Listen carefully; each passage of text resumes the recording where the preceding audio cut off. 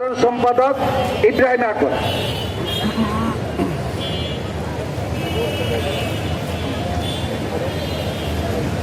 উপস্থিত সুধী সম্মানিত নাগরিক ভাইয়েরা, আসসালামু আলাইকুম।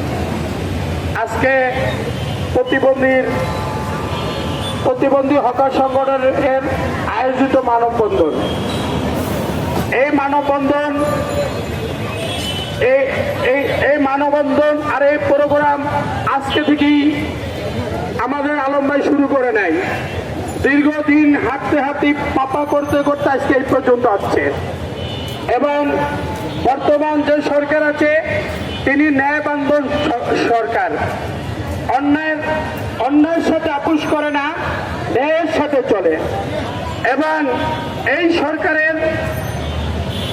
সরকারের প্রধানমন্ত্রী তারেক রহমানের আবিষ্কার করা যে কোনো অন্যায় আমরা করব না, কোনো অন্যায়কে মানব না, এইসব করে এই সরকার যে প্রোগ্রামগুলো হাতে এনেছে এবং যত শ্রমিক দলের অঙ্গ সংগঠন আছে, শ্রমিকদের অঙ্গ সংগঠন আছে, প্রতিটা সংগঠনের তালিকাভুক্ত করতেছে যাতে তিল থেকে তাল পর্যন্ত সবার কাছে এই সরকারের সুফলগুলো পৌঁছা যায়।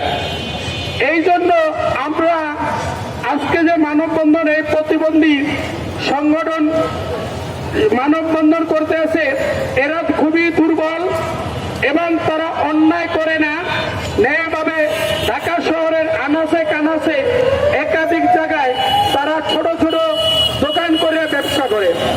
আমি আমাদের সরকার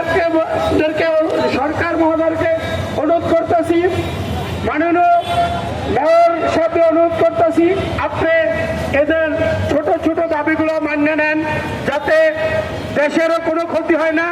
এদের ব্যবসার কারণে দেশের চাক্কা সচেতন হয়। আজকে দেখেন এই শশা, এরা না বেচলে শশার কেজি হইতে 2 টাকা, কৃষক পর্যা যাইতে এরা না বেচলে বাদামের কেজি হইতে 20 টাকা, কৃষক পড়তে এরা ব্যবসা না করলে আলু, পেঁয়াজ, রসুনের দাম নিম্ন আকারে থাকতো, কিন্তু এরা প্রতিটা জায়গায় জায়গায় হাতে হাতে পৌঁছে যেতেছে। আমার একটাই দাবি, মাননীয় মেয়র সাহেব, আপনি কিছুদিন আগে বলছেন যে আমার মতো যদি এদেশে 300 এমপি কাজ করতো, 301 জন, তবে আমি বলি যে 350 এমপি যারা আছে তারা অবশ্যই আপনার মতো যদি কাজ করতে এই দেশটা অনেক উন্নত হয়ে যেত।